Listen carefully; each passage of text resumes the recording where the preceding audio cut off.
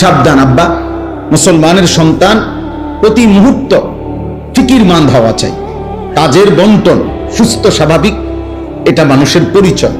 আল্লাহ তাআলা কোরআনুল কারীমের মধ্যে বলছেন ওয়াল আসর, আসরের কসম, ওয়াল ফজর, ফজরের কসম।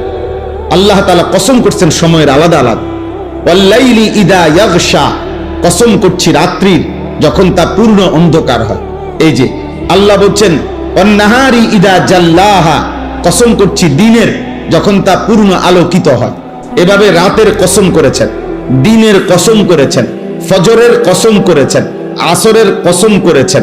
ওয়ালায়ালিন আশরিন, 10 রাত্রির জিলহজ্জের আল্লাহ বলছেন কসম করছি। ওয়াদ-দুহা, সকালবেলার সূর্য যখন পূর্ণ আলোকিত হয়, ওই আলোকিত পূর্ণ সূর্যের ওয়াক্ত সময়ের কসম। ওয়াল লাইলি ইদা সাজা, রাত্রি যখন পূর্ণ অন্ধকার হয় ওই সময়ের কসম।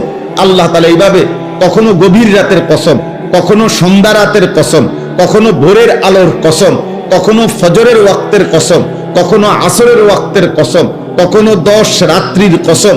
এভাবে আলাদা আলাদা সময়ের কসম করে আল্লাহ বলছে বান্দা সময় তোমার জীবনে প্রতি ঘন্টা মিনিট সেকেন্ড শতভাগ মূল্যবান, শতভাগ মূল্যবান।